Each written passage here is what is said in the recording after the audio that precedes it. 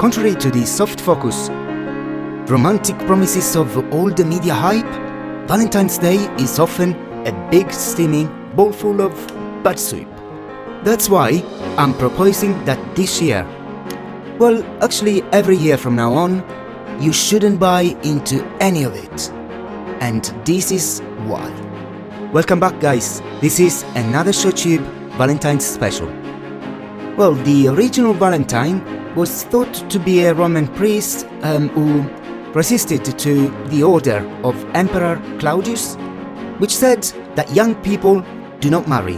Well, apparently the reason was because soldiers didn't want to fight for the empire when they had a young bride at home. Well, I'm not too sure about that. But anyway, Valentinus took the initiative to marry hundreds of those couples. Blah blah blah, all in secret. Well, it must not have been kept very secret. Well, in fact, for those actions, he was decapitated. He was also made the patron saint of love. But let's not forget that he is also the patron saint of beekeeping, fainting, and the plug. I'm not kidding. And while he's still in the roster of saints, he has been dropped from the liturgy. It sounds like something a little shady might have gone on there behind the scenes, no? Well, the fact is, this was a time when polygamy was quite common, so secretly marrying couples in the Catholic Church might simply have been the old Valentinus just trying to put an end on free love and restrict young Romans' sexual style. That's not all that romantic now, is it? There is no actual record of the reinstatement of a holiday celebrating this poor headless priest, but there is some suggestion that the first written evidence of it was found in a poem by Chaucer around 1375. It's not clear whether he invented the concept or was transcribing an existing tradition. Now, from all accounts, Chaucer appears to have been a pretty decent guy, a poet and a public servant who was not only the renowned author of the Canterbury Tales, but wrote a lovely couple of essays on how to use an astrolabe. So he's also smart and helpful. However, the evidence remains that the holiday might never have existed and might be based on a fictional creation. On Valentine's Day, you are put under a whole bunch of artificial media and advertising-induced pressure to make a big display of your love. The more public, the better. You are advised to buy big on dinner, presents, chocolates, and what else. You better make a big, heartfelt public Facebook post on your partner's timeline. And woe to you if you don't arrange for a big, flashy bouquet to be delivered to her workplace. If you don't, your feelings are put in question.